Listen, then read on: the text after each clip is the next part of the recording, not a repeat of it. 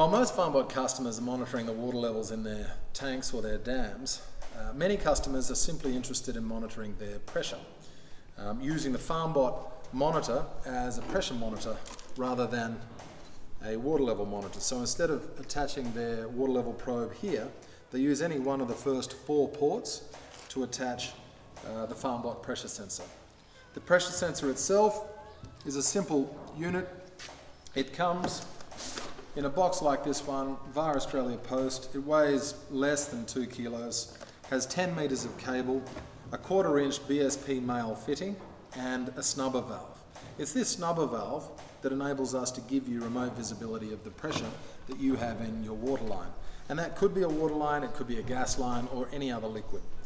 Providing you're able to attach the BSP male fitting to your pressure line, this snubber valve will then do the rest, simply by plugging it into any one of these first 4 ports, as I've mentioned.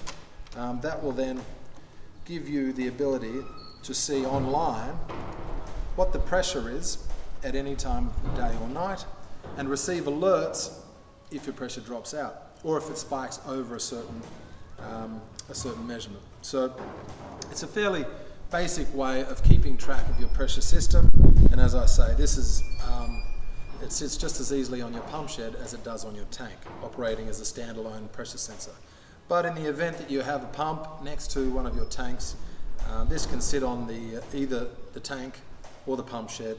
It can monitor your water levels as well as your pressure. And if you wanted to add flow monitoring to it as well, a flow sensor can go into any of these ports or all of these ports, because the add-on sensors are very much part of the Farmbot's additional functionality to provide you with visibility around up to 20 different sensors.